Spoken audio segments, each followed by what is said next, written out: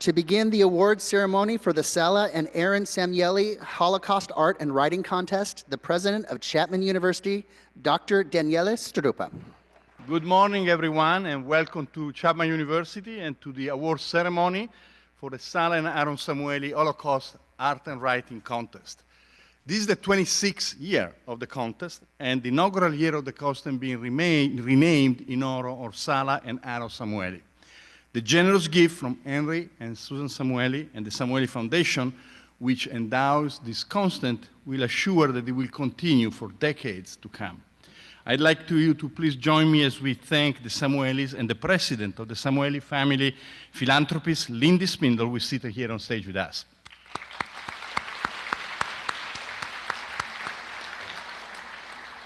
It is a special pleasure to welcome our friends of the 1939 Society and other survivors, as well as our national and international participants who are viewing our event by live stream. The theme of this year's contest is, what do you bring when you don't know where you're going? This is a theme that requires our students to listen thoughtfully to the testimony of an Holocaust survivor, to reflect upon your experience, and then share your response in poetry, prose, art, or film. Your creativity is a gift of mind and heart to the survivor, just as their sharing of their experiences, which often meant reliving some of the most difficult of memories, was a gift to you. Through this very special connection you have made, you now have a deeper knowledge and understanding of the Holocaust. Perhaps you now also have a different perspective on your own life and relationships. Listening to your survivor's testimony may also have strengthened your resolve to stand up and speak out against anti-Semitism, hate, and bigotry.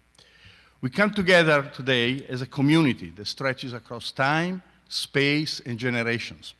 Our contest participants represent schools across the globe, from the Philippines to Poland to South Africa, and from New York to Hawaii.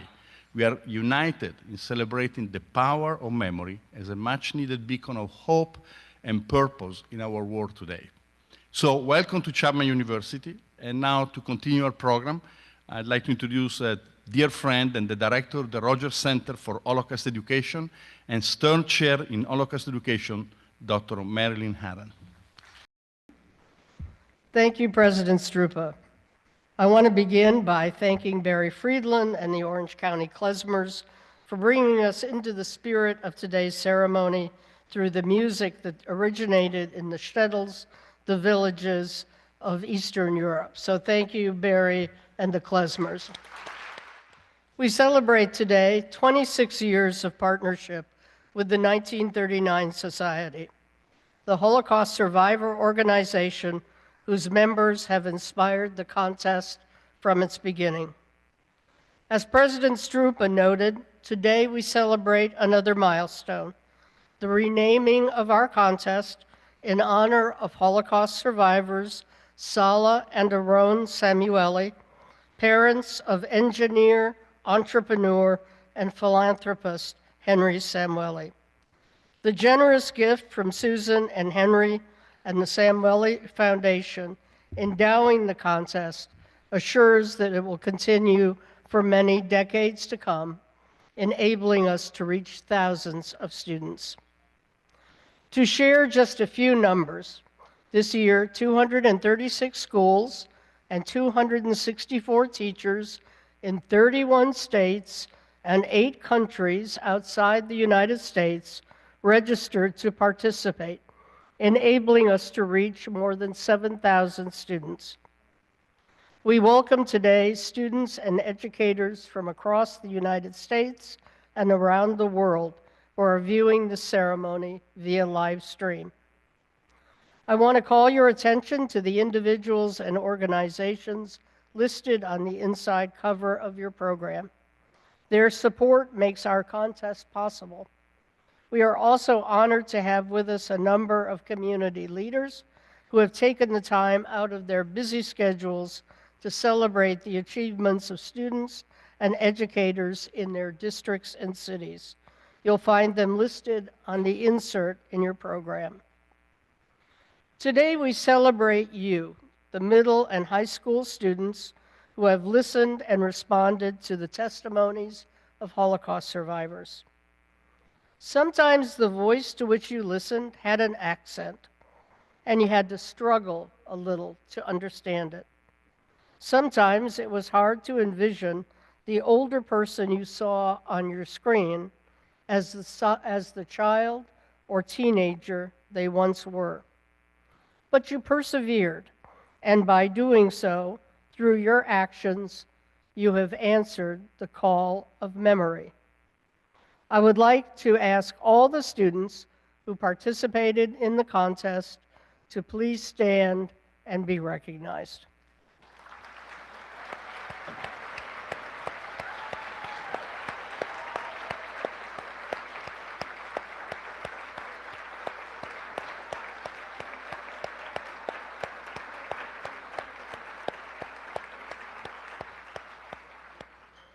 So you have to multiply this wonderful number who are present here by all the students who are in states unable to join us and participating, listening to the ceremony on live stream. So we celebrate you too, just know that.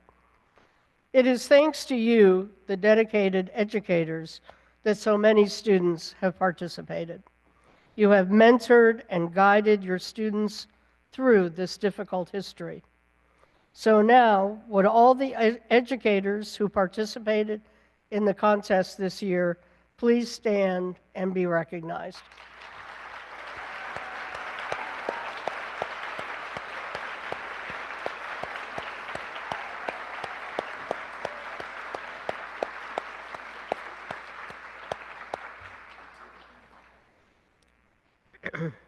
As we gather today, we remember the millions of individuals, not numbers, individuals, who suffered and died during the Holocaust. We honor the survivors who witnessed for the family members and friends taken from them. We are grateful to Jamie Watson and Stephanie Fessler of Jewish Family and Children's Services of Long Beach, and Callie Klein, Hazel Fenn, Shally Meyer, Monica Faganoff, and the Supporting Our Survivors team at Jewish Family Service of San Diego, in partnership with Jewish Federation of Orange County, for facilitating the travel of survivors to today's events. They will be introduced by our next speaker. It is now my pleasure, and really my pleasure, to introduce William Elperin, President of the 1939 Society, our partner in this contest from its beginning, and the person who came up with the idea of doing this contest in the first place. Bill, I think it was a pretty good idea, actually. So William Elperin. So Marilyn, I keep telling Marilyn, it's easy to come up with an idea. It's a lot tougher to execute it, and even tougher to execute it properly. And witnessing all these folks participating, it has been properly executed. Welcome. We are joined today by members of the 1939 Society, formerly the 1939 Club, including second and third generation. Members of Orange County's Cafe Europa, a social group for local survivors supported through a grant from the Claims Conference, as well as members of Shoah Legacy Writers. Our annual art and writing contest has been blessed with students who are thoughtful, communicative, and have absorbed the lessons of the Holocaust. They had and have wonderful teachers who have guided and inspired them. The students are now paying forward by living their daily lives with humanity. A few years ago, we asked them how participating in the contest has impacted their lives. As you hear their words, keep in mind they were written in 2017.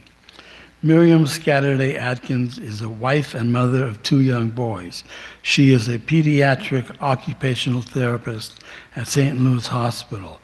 She enjoys research writing and has published several scientific journals. She remembers the day she won.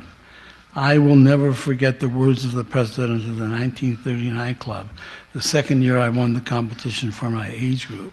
He asked all Holocaust survivors to stand. He asked the students to stand. He asked us to face one another. He looked at the students and said, "You are the last generation that will meet Holocaust survivors."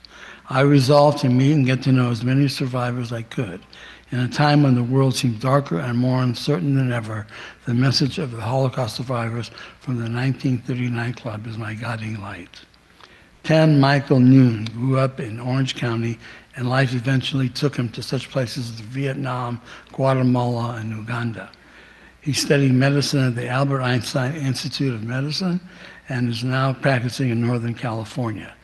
He was at Mater Dei High when he wrote the winning essay about Consul General Aristide de Sousa Mendes, a Portuguese diplomat who issued visas to thousands of refugees fleeing Nazi Germany in direct defiance of his superiors. Where will I be in 15 years, he asked. My wife and I should have long discarded the diapers and bibs, and by then we may be bracing for our children's tumultuous teenage years. Maybe they will be entering this contest. Maybe the life of the Consul General may the life of the Consul General continue to inspire us to choose all that is worthwhile in this life. Christine McNabb grew up in Irvine and graduated with honors in mathematics from Concordia University. She is currently a teacher at Crane Lutheran High School, where she enjoys teaching honors calculus, honors pre-calculus, and honors astronomy. It's a lot of honors. President Struba would like that, right? He's a mathematician. Inspired by her older sister with autism, she looks forward to one day starting an organization for those with special needs to have their meaningful jobs where they can reach their full potential and make a positive difference in the world. It is of paramount importance, she writes, that we tell our youth about the Holocaust. She writes about Leon Layson, who was saved by Oskar Schindler. We need to highlight the magnificent people that exemplify the best humanity can be, those who rose above being comfortable, those who did the right thing, those who put others' well-being above their own, and those who suffered so much that others might be saved. If a student is armed with the stories of those in history who made the right choices and were heroes for many, this may give them the strength to courageously and compassionately lead others to the light. This is the value of the writing contest. Thank you, Bill. I want to just take a minute to, in a sense, follow on what Bill said. And I know we have some Holocaust survivors and their families here, and I would ask if you are able comfortably to do so, to please stand and be recognized.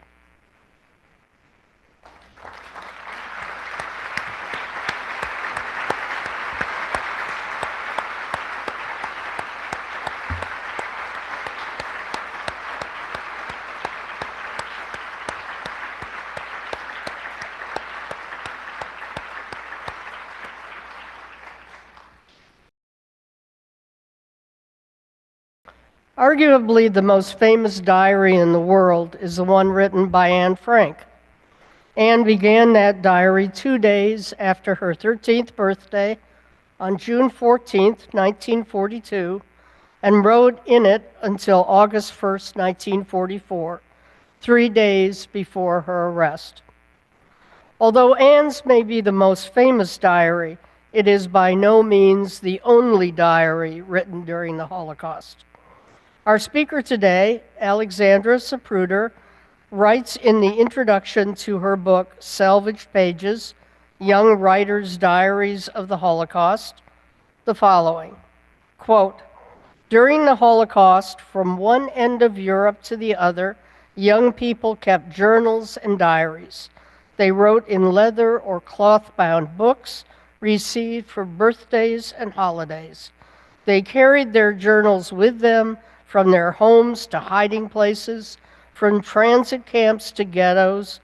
They stole scraps of paper, found pencil stubs, and scribbled on thin brown bags and in the margins of works of other authors. Despite hunger, cold, exhaustion, and despair, despite crowded living spaces and a lack of privacy, and despite separation from home and loved ones, young people documented their experiences and their impressions of their lives, and so in so doing, they marked, I love this line, they marked their places in the world, unquote. Ms. Zapruder's book brings us into the worlds of young people living in ghettos, camps, and hiding places.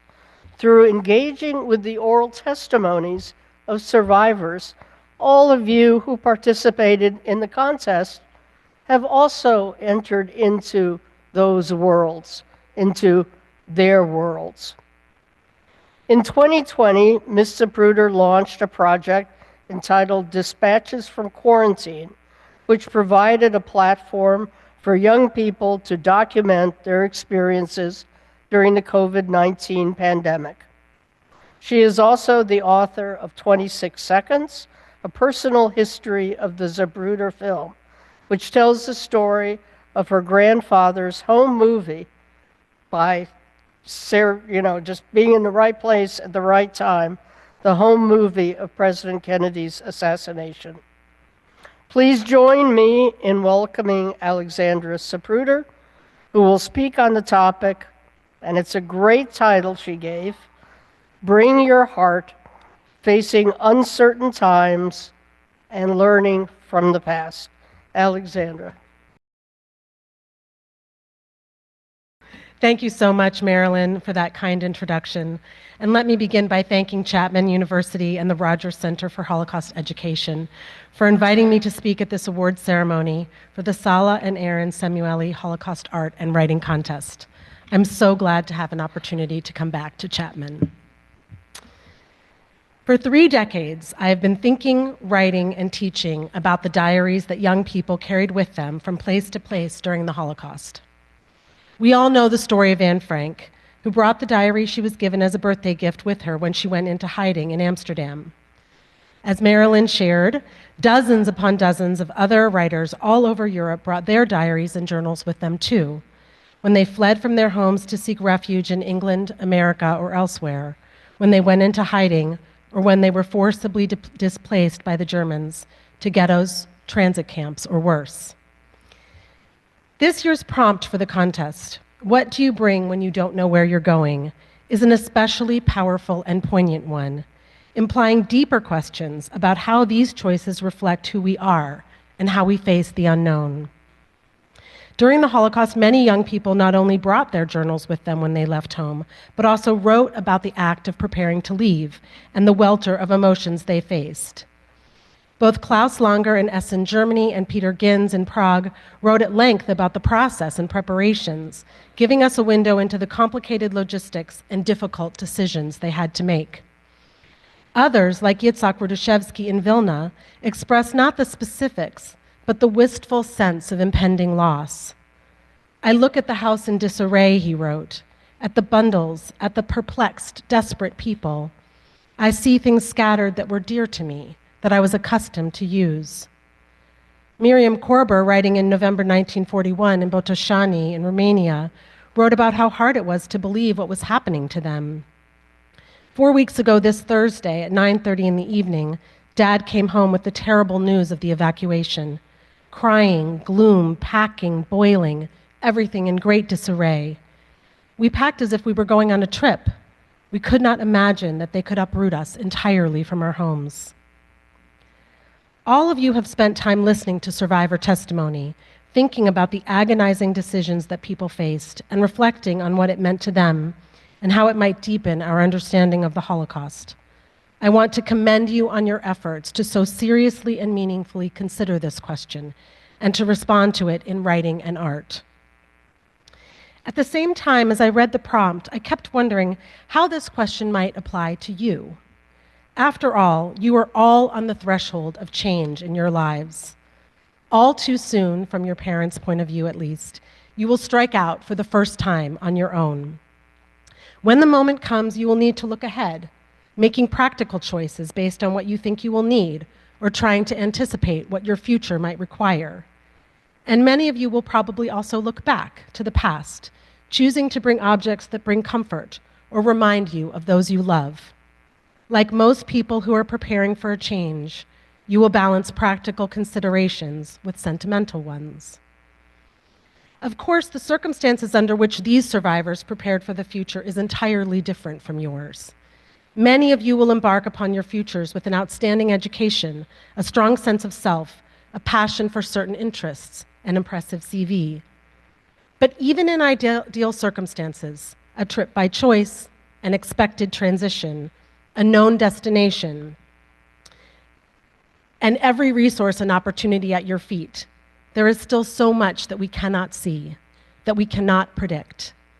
In a sense, we are always moving toward the unknown.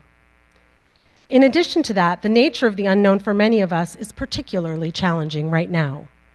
We are living through a seismic moment, one in which our assumptions about normal life are being tested and familiar patterns are being upended. In the political realm, our nation's trajectory is unclear, in some ways full of potential, and in other ways full of dangers.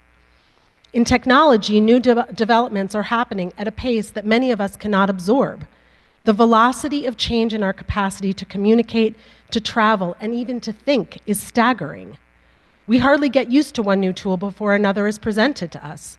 We hardly have time to adjust to one development before we are asked to learn something new. Cultural norms are changing as well. We are grappling with fluid ideas about gender, sexuality, neurotype, race, ethnicity, and what it means for all of us to live together with very different views on personal identity and its implications for our larger society.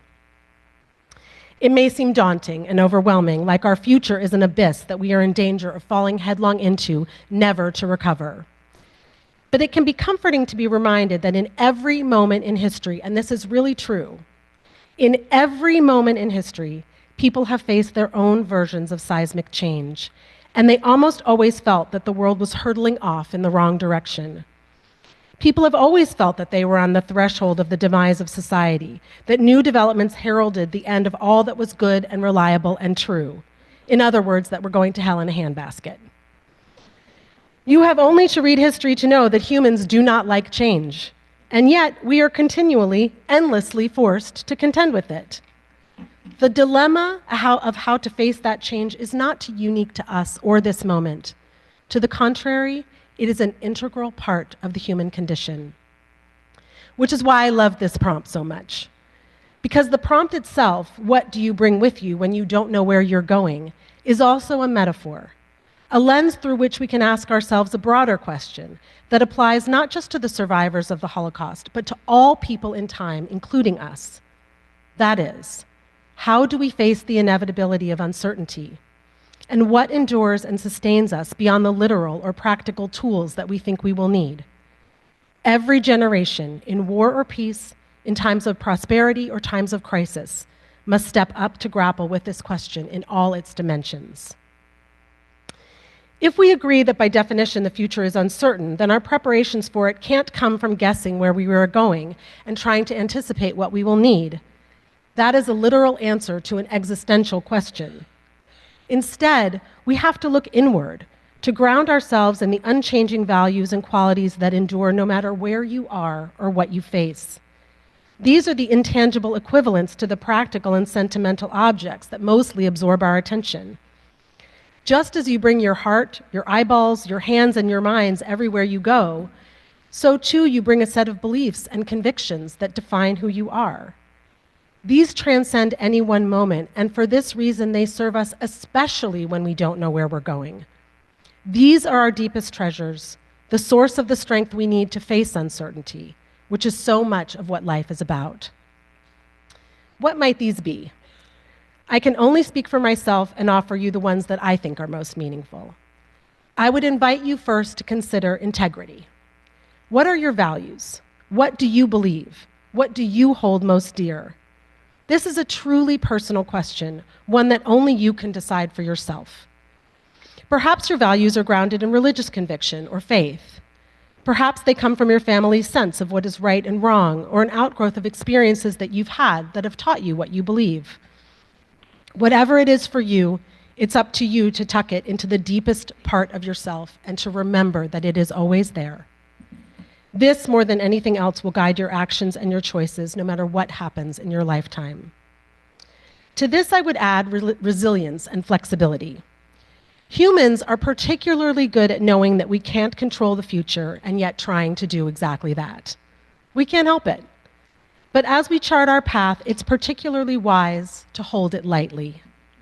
It's a fine balance, really.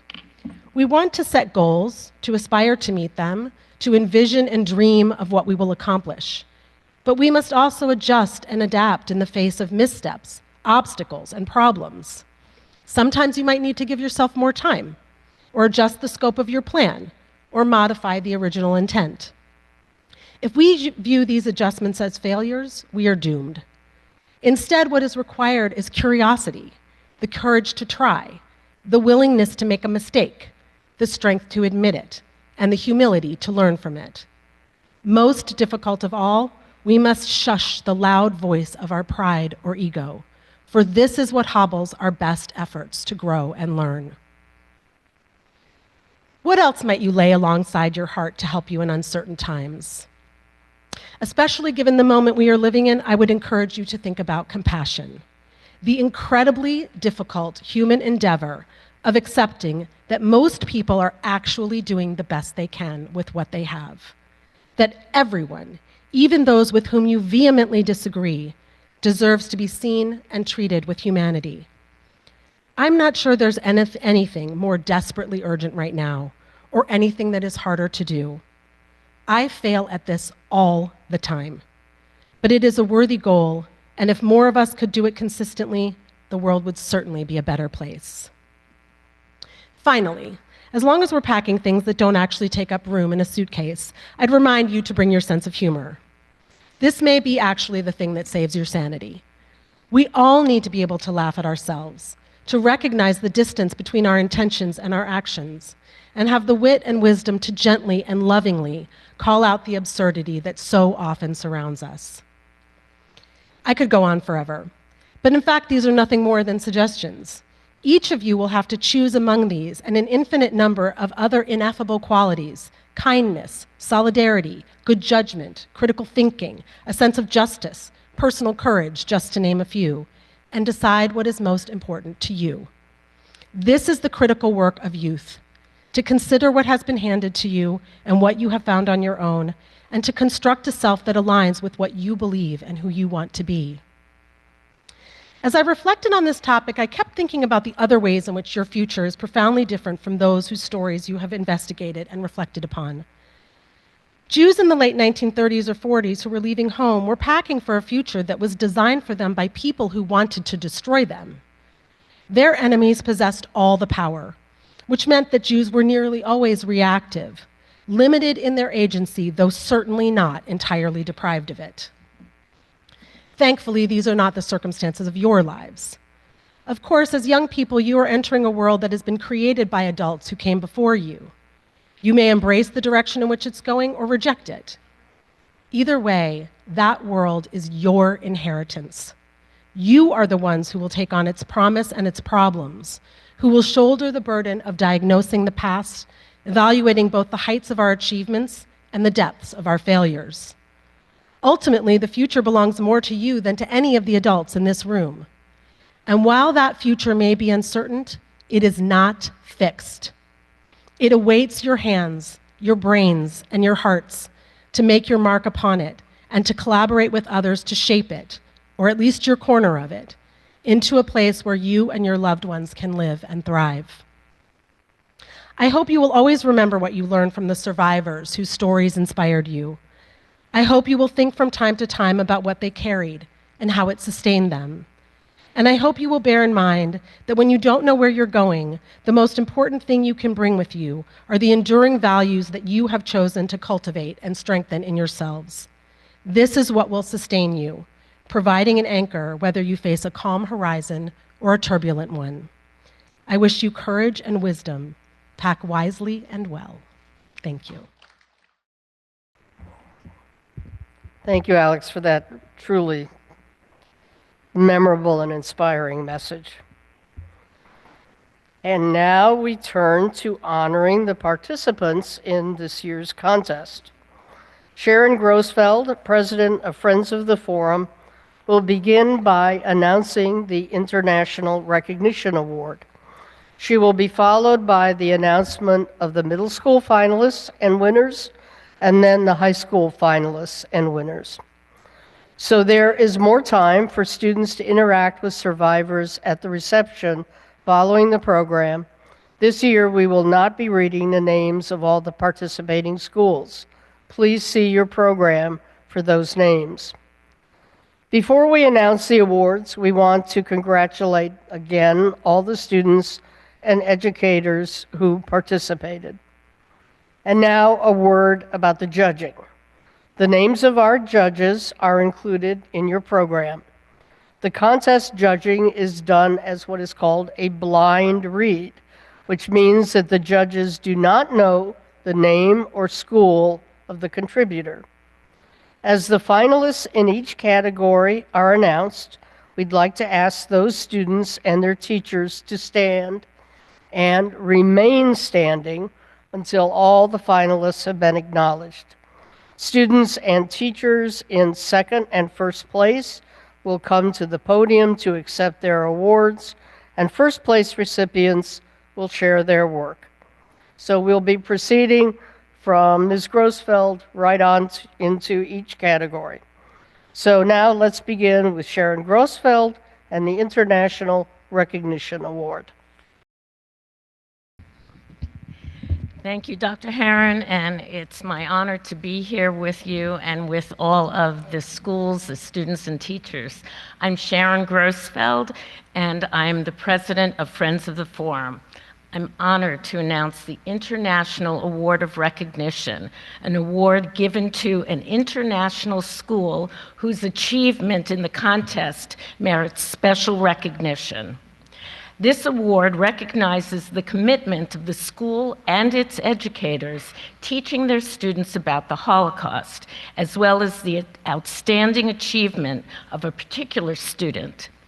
This achievement will be recognized with special certificates and a cash award to school, teacher, and student.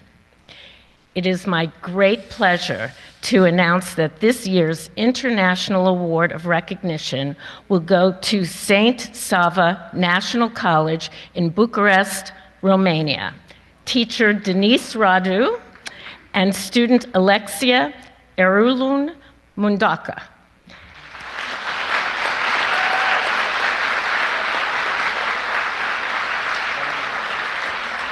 Alexia submitted an art entry called Threads of Life, and it's inspired by Sally Roisman's testimony.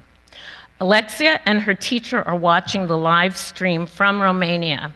We are happy to share with you a video of Alexia reading the statement of her artwork, Threads of Life. Congratulations to school, teacher, and student. Life, by all means, is nothing more than a marvelous amalgamation of threads, forming an ethereal bridge between the past and what is yet to come. It might seem that Sally Roisman, when she reluctantly left her home and every trace of the world she once knew, had lost everything. Nevertheless, she brought with her a legacy of memory, as illustrated. The brick, remains of a burned synagogue, the first act of German violence Sally encountered. The bread, symbolizing salvation, humanity, and life. The menorah, undying devotion to religion. The child's dress, a remnant from childhood.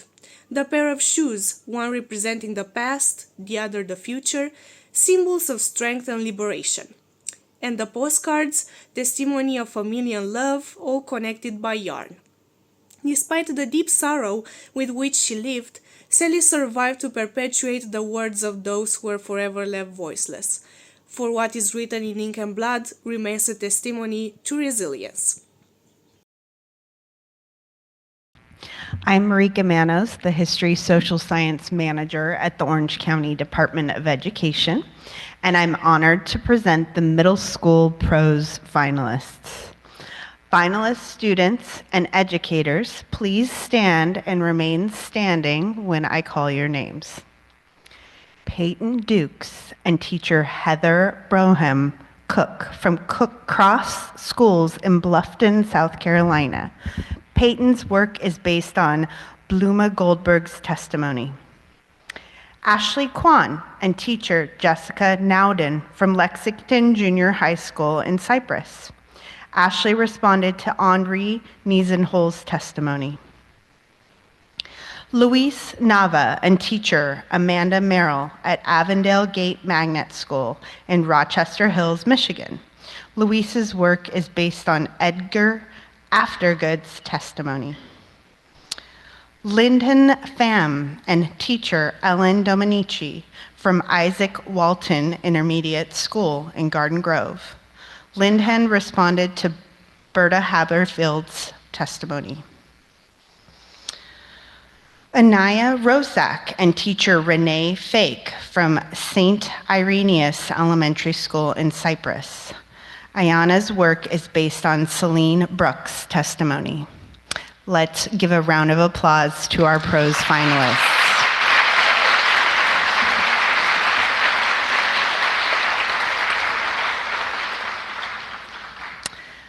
So our second place work, An Intangible Hope About Berta Haberfield, was written by Lyndon Pham from Isaac Walton Intermediate School. Lyndon and teacher Ellen Dominici, please come to the podium.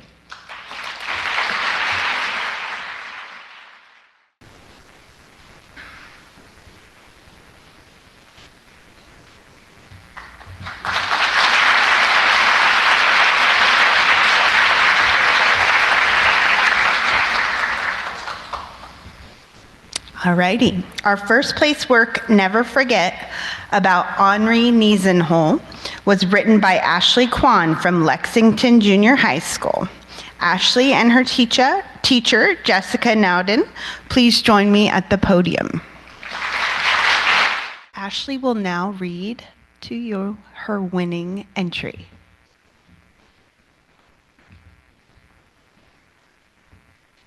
It was the year 1931 and roughly around midnight when Henry Niesenhol's brother, Simon, was having trouble breathing.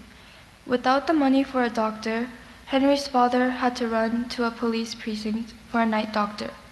The doctor came, but upon discovering that they were Jews, he left in disgust. A few days later, in the hospital, Simon died. That was the night 8-year-old Henry understood who he was to the world. Growing up in a poor Jewish household, Niesenhol experienced public discrimination. Especially in school, the teachers would always find ways to belittle his success by comparing him to the non-Jewish students. Niesenhol's teacher would encourage him to give up and let the good children pass, as he would be wasting his time studying. But even after passing his exams, his teacher was upset because the good children had failed and needed to repeat another year. Niesenhol concluded that no matter what he accomplished, he would always be unacknowledged just because he was a Jew. Niesenhol's memories hold a special place in his heart. These acts of anti-Semitism, or hatred toward Jews, that he experienced at an early age were so prominent to him because it was a symbol both of what he went through and who he was seen to be. In his video testimony, Niesenhol shares that he was not bothered by this mistreatment. In fact, he explains that these experiences were what told him to never forget that he is a Jew. By embracing his heritage, he was able to endure through the Holocaust and be resilient. His unwavering sense of self tells me that he knew his value as a person, which is why he was not concerned about the degrading opinions others had of him. He knows that he's a Jew, and he's proud of it. That overflowing confidence in his identity is enlightening to me. Perhaps the fact that I grew up moving around and learning to adjust to new environments made me lose a sense of self. It felt as if I was throwing away my previous life to start a new one. Niesenhol's story shifted something in me. It told me that I should not let societal norms mold me into someone I'm not, but instead, I should let society adjust to the person I choose to be. Nisenhol was always more than just a Jew. He was a brother, a student, and a friend. He had his own set of memories, just like everyone else, and he knew that. He didn't need to care about how others labeled him, because he could define himself. So if I stay true to myself, I can also be sure of who I am. That's the only way a person can truly find and be themselves, whether it was during the Holocaust or in our conformity-driven culture today. Thank you. Good morning. I'm Dana Hollander, contest supporter, community volunteer, and sponsor of Echoes and Reflections, and I'm honored to present the middle school poetry finalists. Finalist students and educators, please stand and remain standing when I call your names. Sonali Gulati and teacher Ashley Freeman from Yorba Linda Middle School in Yorba Linda. Sonali's poem is based on Frederick A. Spiegler's testimony. Annabelle Lee and teacher Beth Serikmin from St. John's Episcopal School in Rancho Santa Margarita. Annabelle responded to Pearl Barak's testimony. Charlotte Morrison and teacher Stacy Trout from Holy Family Catholic School in Orange. Charlotte's poem is based on Rose Con's testimony. Sophia Ortiz, also with teacher Stacy Trout from Holy Family Catholic School in Orange. Sophia responded to Gerda Weissman Klein's testimony. Jacob Jimenez, also with teacher Stacy Trout from Holy Family Catholic School in Orange. Jacob responded to Joseph Alexander's testimony. Please recognize these finalists and their teachers.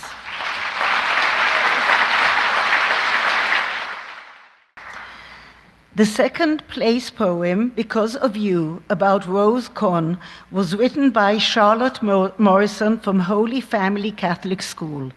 Charlotte and teacher Stacy Trout, please join me at the foot of the stage.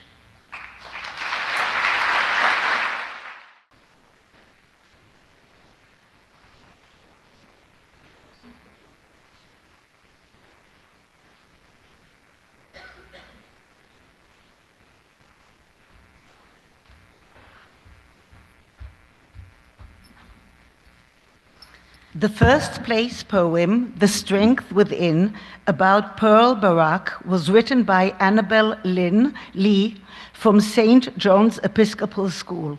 Annabelle and teacher Beth Serikmin, please join me at the podium.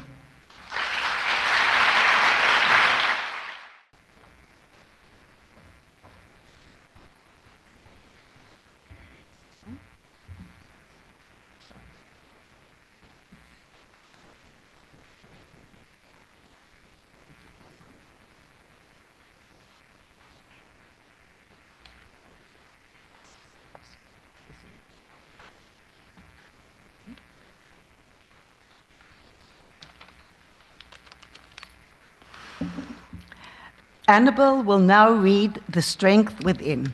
The Strength Within. Pearl carried her father's love. She carried her mother's warmth. She carried the loss of Abraham, Eliezer, Joshua, and Moshe, her brothers taken too young. She carried the memory of Hannah, her baby sister never seen again.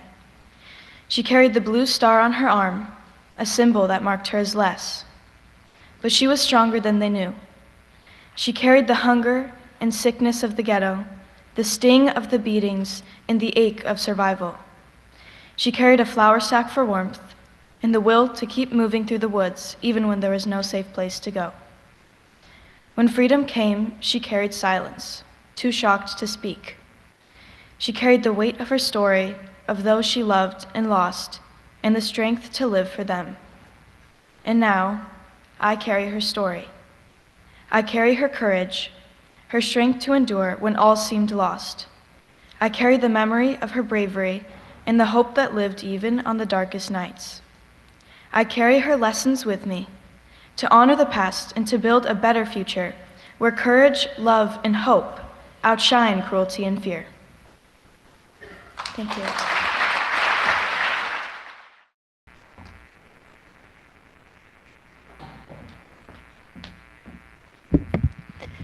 Good morning, everyone. My name's Lindsay Spindle, and I'm the president of the Samueli Family Philanthropies. And I have to tell you, this is one of my favorite days of the year. It is extraordinary to be a part of seeing all of your creative work. And Annabelle, that was very moving.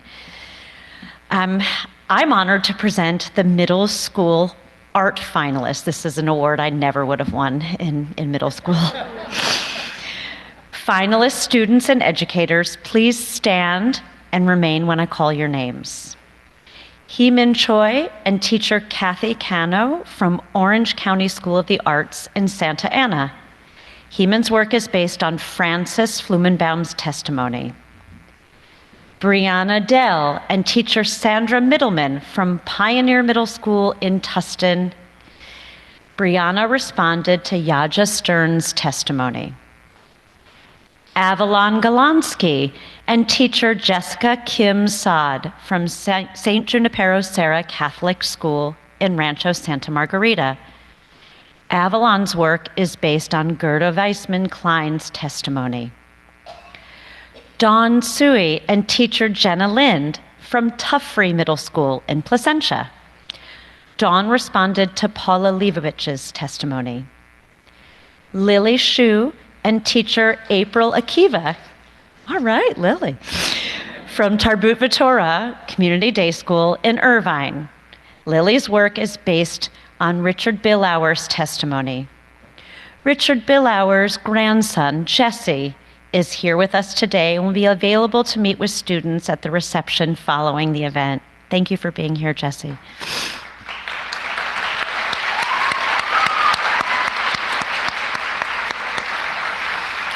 Please recognize these finalists and their teachers.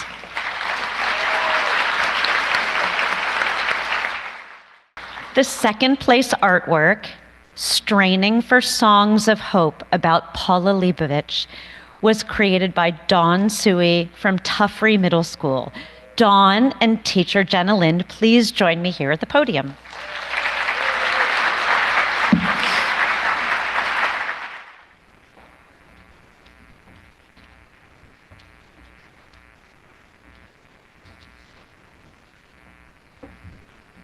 The first place artwork, Tapestry of Scorched Sorry and Eternal Hope about Richard Billauer, was created by Lily Shu from Tarbut Vitora Community Day School. Lily and her teacher, April Akiva, please join me at the podium.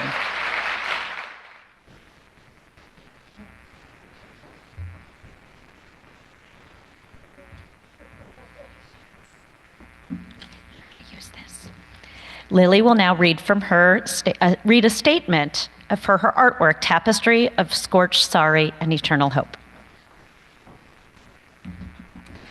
My art represents items that Richard Billauer carried with him during the Holocaust when he didn't know where he was going.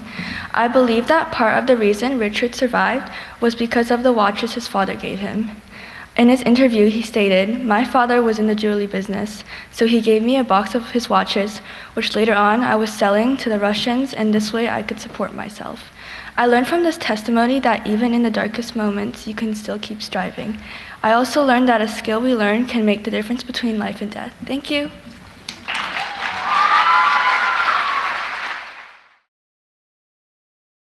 Hello, I'm Jennifer Keene, Dean of Wilkinson College of Arts, Humanities, and Social Sciences, the heart and soul of Chapman University. And nothing epitomizes that phrase better than the fact that we are the proud home for the Rogers Center for Holocaust Education. I'm honored to present the middle school film finalists. Finalists, students, and educators, please stand and remain standing when I call your names. Carolyn Shung and teacher Amy Green from Travis Ranch Middle School in Yorba Linda. Carolyn's work is based on Sophie Lazar's testimony. Lucas Menendez and teacher Mercy Hearn from Acacia Wood Preparatory Academy in Anaheim. Lucas responded to Leopold Page's testimony. Leopold Page's daughter, Marie Connect, is here and will meet with students at the reception following the event. Hannah Needham and teacher Yulia Cook from Jefferson Middle School in Champaign, Illinois. Wow. Hannah's work is based on Roald Hoffman's testimony. Evelyn Nethers and teacher Terry Sick from Brea Junior High in Brea. Evelyn responded to Georgia Gabor's testimony. And finally, Sky Temple and teacher Donna Isaacs Combest from Talbert Middle School in Huntington Beach. Sky's work is based on Joe Engel's testimony. Let's give all the finalists another round of applause. It's now my honor to announce the second place film, A Spark of Hope, about Leopold Page, was created by Lucas Menendez from Acacia Wood Preparatory Academy. Lucas and teacher Mercy Hearn, please join me at the podium.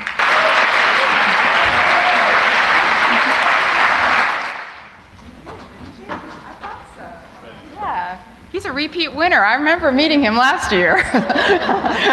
Wow, way to go. I think you should apply to Chapman University sometime. Okay. Maybe be a history student. Yeah. I'm former chair of the history department. Sorry, I'm recruiting. All right.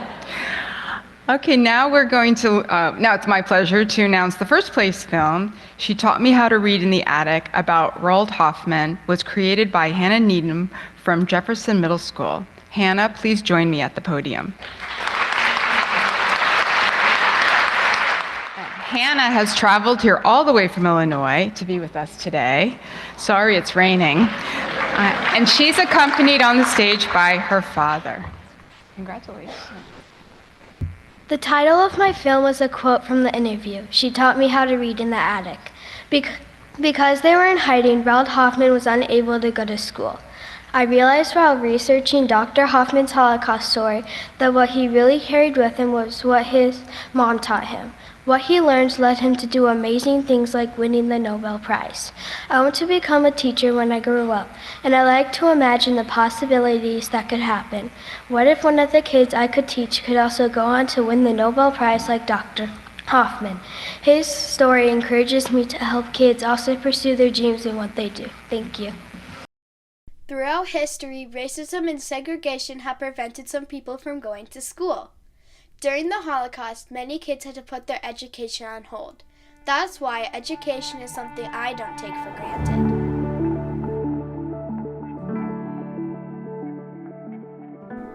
Roald Hoffman was born on July 18, 1937, in Zwaków, Poland. His parents are Hillel and Clara Safran. His whole life changed on September 1st, 1939, when World War II started. In July of 1942, they were caught and forced to go into a labor camp in Zolochiv, Ukraine. They had to reconstruct some of the roads and bridges that the Soviets had blown up. Roald and his family were afraid and wanted to escape, so they bribed the guard. Sadly, his dad had to stay in the camp and work, and later died there. In January 1943, they were fortunate to find a hiding place in Nuyau, Poland. Roald's family typically stayed in the attic, but sometimes if the soldiers came, they had to hide in the floorboards. Roald's mom had an education as a teacher. To keep Roald entertained, she taught him how to read and made endless games for them to play. Roald remembers this one game called Wet or Dry. His mom would tell him the longitude and latitude, and Roald would have to use an atlas to figure out if it's on wet or dry land. They were happy to finally return home, but were greeted rudely by their neighbors. They heard mean things like, "So they didn't kill you after all." It was not a friendly return for their family. Their house was ransacked, but were able to recover some old photographs from before the war. The thing that Roald always carried with him was his education. Until the war ended, it was too dangerous for Jews to go to school. Thanks to his mom's teaching, Roald was able to start at 2nd grade. When he was older and it was time for college, he went first to Columbia and then Harvard to study chemistry. I'm moved by Roald's story. Despite his struggles, he came to have a wonderful life as a Nobel Prize-winning chemistry professor. This inspires me to care more about what I learned throughout my life. I want to become a teacher when I grow up, and I know how difficult that is. But just like Raoul's mom teaching him how to read, it makes me happy imagining me teaching kids different things like reading. It makes me wonder if one of the kids I could teach would go on and win the Nobel Prize like Raoul. Raoul's story encourages me to keep working hard. Some people never recovered from the Holocaust, but Raoul had an advantage because of the support of his family. When they got to America, his family encouraged him to pursue what he was taught about reading and science. He brought that with him through his life, and that's why he's a chemist. That's why I want to intentionally carry what people teach me throughout my life.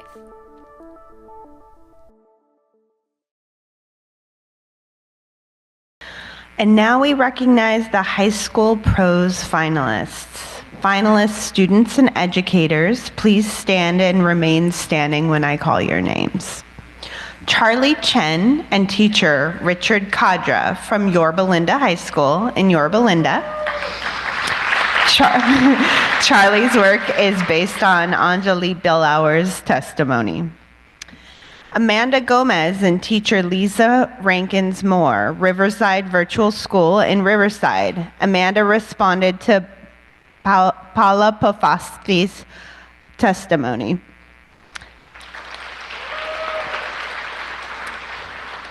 Janini Maldonado and teacher Christina Zubko from Sunny Hills High School in Fullerton. Janini's work is based on Ellie Cam's testimony. Ellie Kam's daughter, Marlene Kamen, is here with us today and will be available to meet with you during the reception. She's waving in the front. Thank you for being here, Marlene. Madeline Thatch and teacher Stephanie Thatch from Prescott Academy in Colleyville, Texas. Madeline responded to Francine Taylor's testimony.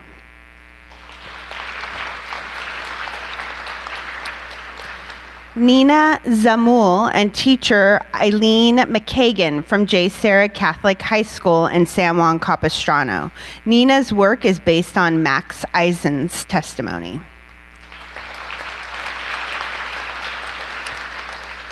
Please recognize the finalists and their teachers.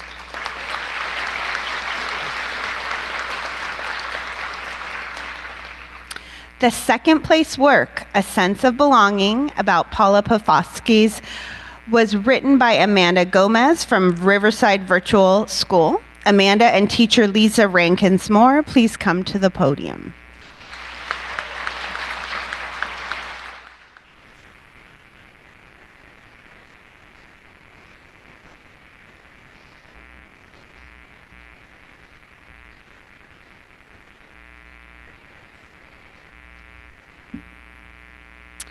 The first place work, Carrying What Matters, about Ellie Kam, was written by Janini Maldonado from Sunny Hills High School. Janini and teacher Christina Zubko, please join me at the podium.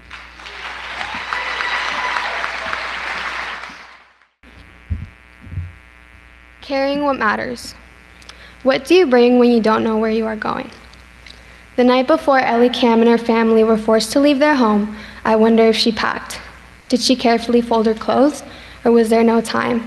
The sound of soldiers' boots stomping out that luxury. This question has haunted me since I learned the story of Ellie Kam, a Holocaust survivor whose courage defied a world intent on erasing her existence. Ellie was just a girl when the Nazis invaded her world.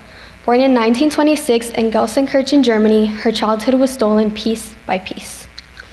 By the time she was deported to concentration camps, her life had been stripped down to its barest elements: survival, identity, and hope. Ellie's story reminds me of the story of my great-grandmother, Maria Isabel, who fled Mexico during the Cristero War from 1926 to 1929.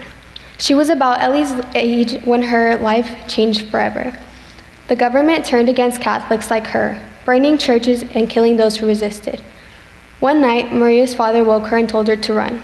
She ran through the night with her baby sister on her back, a rosary in her hand, and nothing else. Not knowing where to go, she fearlessly relied on faith. I used to ask my mother what Maria said about that moment. My mother's answer was always the same. She didn't talk about it, she just prayed. Ellie didn't have time for prayer in Riga Kaiserwald and later Stutthof. She carried not much more than the memory of her mother and her ability to use caution to sustain herself. Her answer is simple but profound. Hope. Hope that one day the nightmare ends, that she would see freedom, that her life had meaning.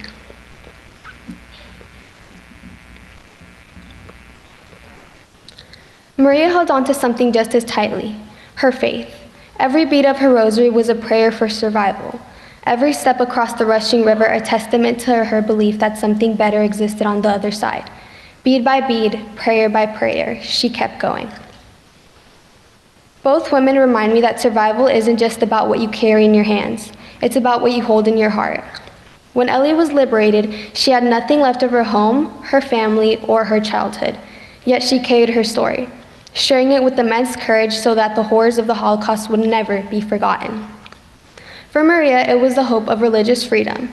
These invisible burdens, faith and identity, are heavier than any suitcase, but they are also what gives us strength to endure. So what do you bring when you don't know where you are going? I think of Ellie's hope and Maria's faith. Their stories teach me the deepest truths of humanity, that I can survive through hope and endure through faith, even in the darkest places. It's not about what we take with us, but rather what we refuse to leave behind. Thank you.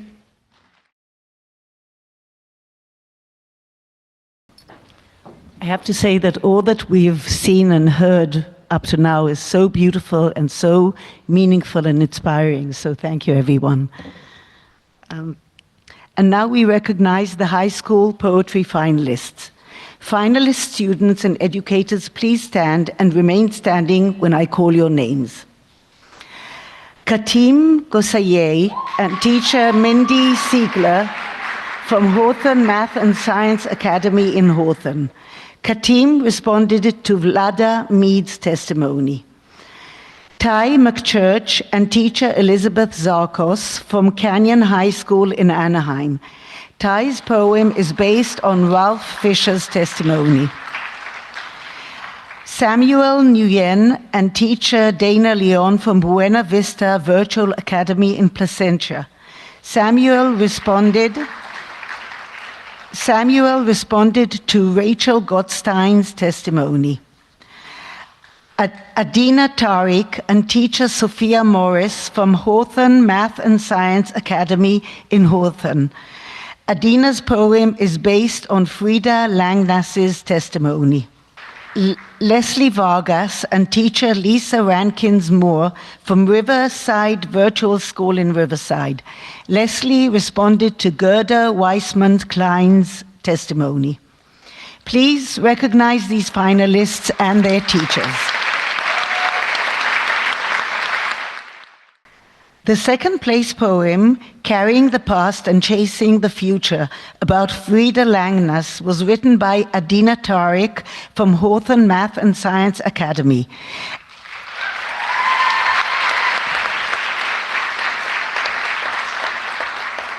Adina and Dr. Rojas, please join me at the podium.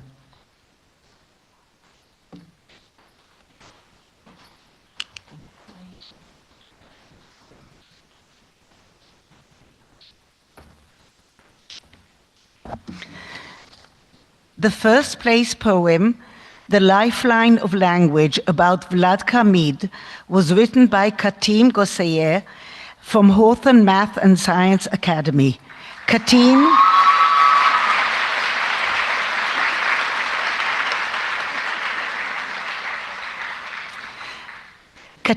and teacher Mindy Siegler, please join me at the podium.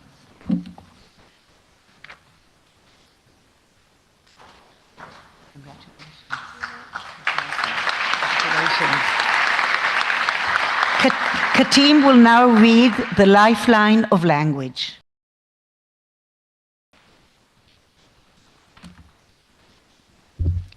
The Lifeline of Language. In the shadows of Warsaw, where despair reigned, amid rubble and ash, the streets were heavy with silence. Each step she took carried more than her weight.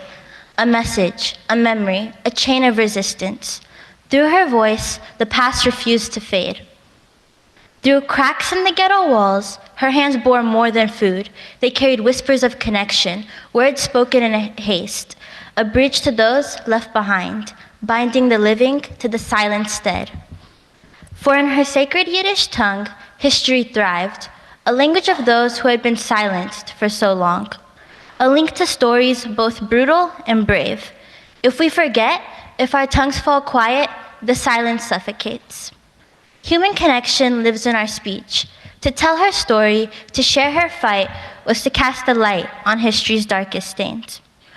Her words traveled through time to us, and she carried more than her story. She preserved the people, their grief, and their customs.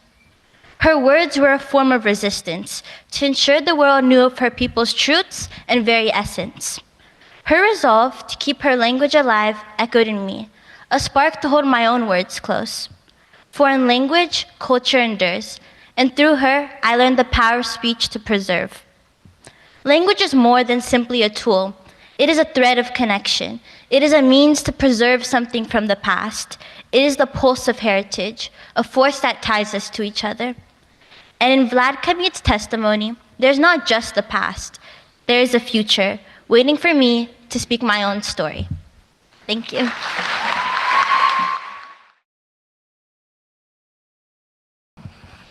Khatib, that was amazing. And the power of connection, right? It's in this room. It's really remarkable. Now we are going to recognize the high school art finalists. Again, not a category I would have been competitive in. Finalists, students, and educators, please stand and remain standing when I call your names. Audrey Hess and teacher Vianney Huang from Diamond Bar High School in Diamond Bar. Audrey's work is based on Bluma Goldberg's testimony. Hara Lee and teacher Paige Oden from Orange County School of the Arts in Santa Ana. Hara responded to Giselle Dessenberg's testimony. Alexia Irilun Mandake and teacher Denise Radu from St. Sava National College in Bucharest, Romania. Previous winner. Alexia responded to Sally Reisman's testimony. Esther O and teacher Delania Hoffacure from Brea Olinda High School in Brea. Esther's work is based on Angelina Billauer's testimony. Once again, Angelina Billauer's grandson Jesse will be at our reception to meet with students. And lastly, Abigail Vajitra Shayasete and teacher Mark Thyman Deswan from International Academy in Bloomfield Hills, Michigan. Abigail's work is based on Henry Mickel's testimony. Please recognize these finalists and their teachers. The second place artwork, Love Survives, about Angelina Billauer, was created by Esther O from Brea Olinda High School. Esther, please join me at the podium. Esther's father, Sibam O, will escort Esther to the stage.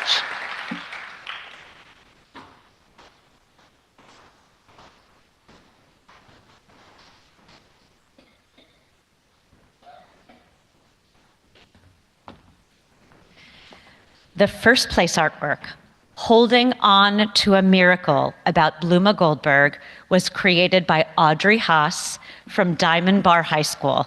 Audrey and her teacher, please join me at the podium.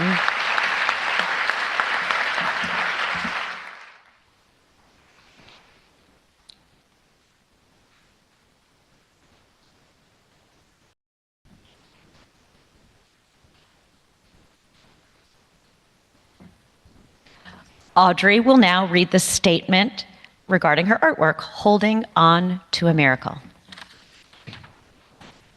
Holding on to a miracle. At the age of 15, Bluma Goldberg, along with her sister, was separated from her family. They survived a series of concentration camps.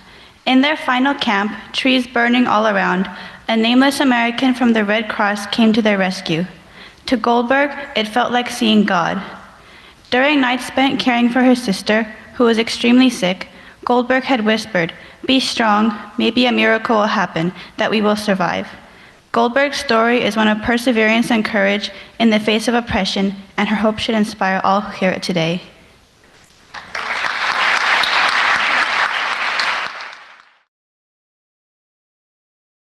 And now I have the honor of announcing our final awards. We now recognize the 2 films our judges chose as high school film finalists. Finalist students and educators, please stand and remain standing when I call your names. Anthony Samueli and teacher Nicholas Unger from St. Edmund Preparatory High School in Brooklyn, New York. Anthony responded to Edith Gross's testimony.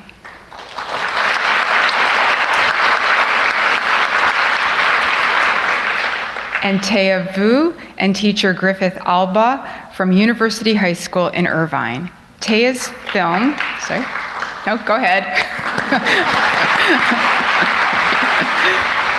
Taya's film is based on Leah Starkman's testimony. Let's give them both another round of applause. The second place film, In Our Hearts, about Leah Starkman, was created by Taya Vu from University High School. Taya and her teacher, Griffith Alba, please join me at the podium. Congratulations. Congratulations. Thanks. The first place film, Voice, about Edith Gross, was created by Anthony Samueli from St. Edmund Preparatory High School. Anthony, please join me at the podium. Anthony has traveled from New York to be with us today and will be accompanied to the stage by his aunt, Alexandra Kikianova. Or maybe not. No. There. We'll screen Anthony's film Voice following a shared statement. Congratulations. Yeah, there. You've got it. Sorry, but there's your thing.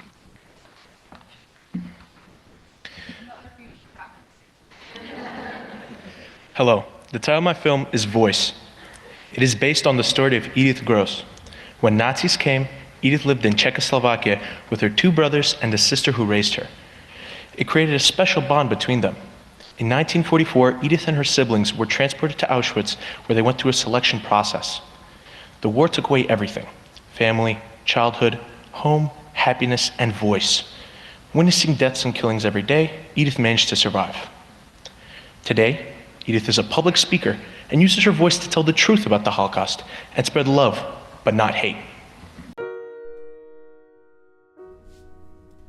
Here I stand surrounded by photographs of those who have never come back home.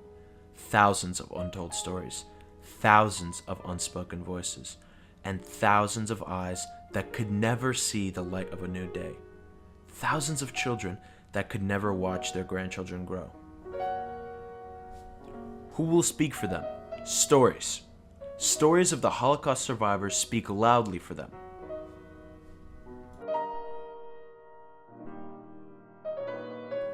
Edith Gross was born in Czechoslovakia on July 8, 1928, and had 2 brothers and a sister.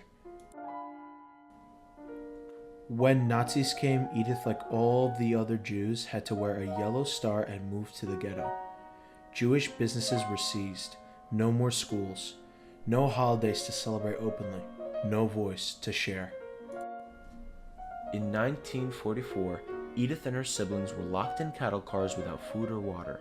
Imagine the feelings of a girl who was robbed of everything and did not know where she was going next.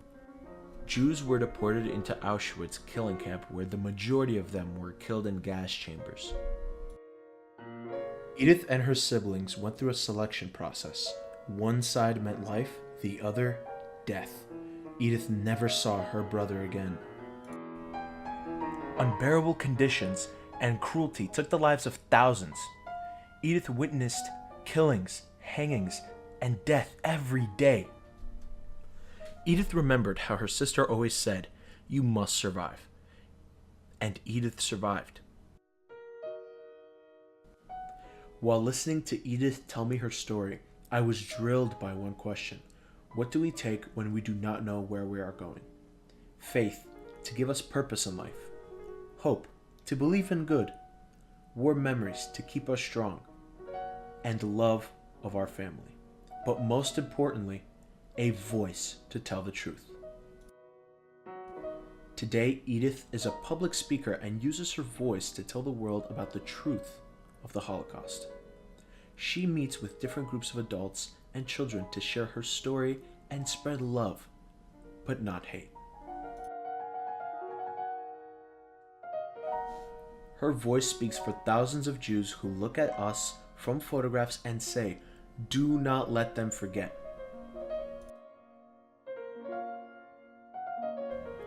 Edith's voice is like a flame that gives off the light of hope to young souls. Her words are like seeds that germinate through hardship of monoreality, through hate and ignorance, and give life to new trees, connecting her generation to mine.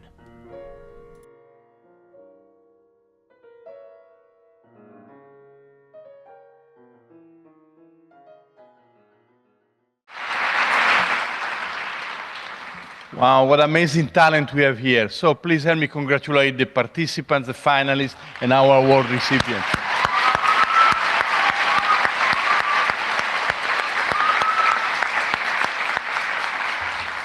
It's really hard not to get moved at the quality of what we heard today and the memories of the survivors. So thank you all for participating in this. I believe this contest, more than anything else, speaks to the values that Chapman has as a university. A place where generations come together and learn from one another. An institution that recognizes the power of memory to inform and guide our decisions and actions today. For some of you, this may be the first visit to Chapman University. I hope, like our Dean of the Wilkinson College said, that you will return often, and then when you're ready to apply to university, you remember that Chapman is a special place that celebrates your curiosity, your desire to learn, a place where your professor will become your teachers, your mentors, your companions, whose love of learning will inspire you as you begin your own academic journey. I hope many of you will decide to join us at Chapman. And now, to close our ceremony, we're going to call again on Dr. Aron.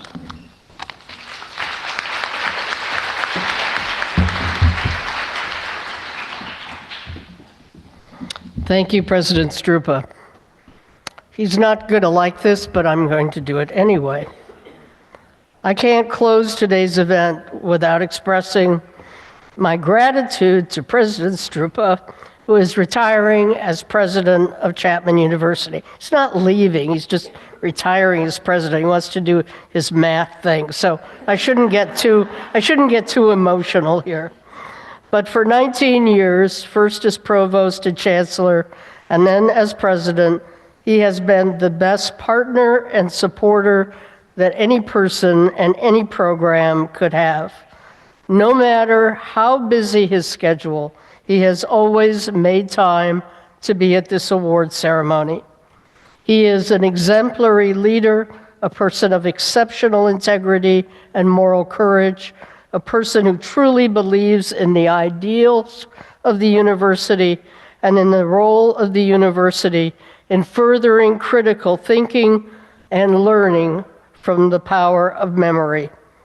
Thank you, Daniele, for all you have done to support the contest and our program in Holocaust history and education at Chapman University.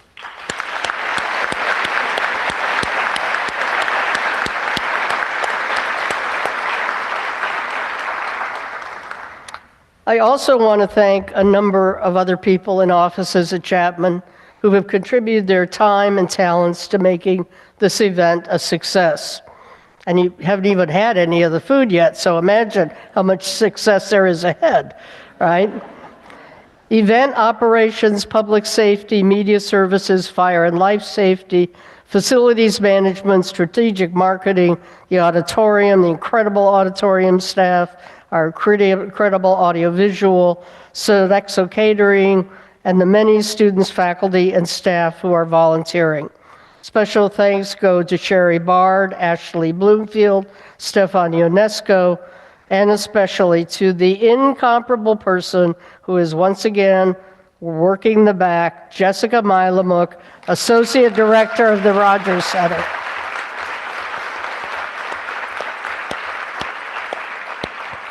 It is truly Jessica's leadership, exceptional organizational ability, and hard work which has made this event possible.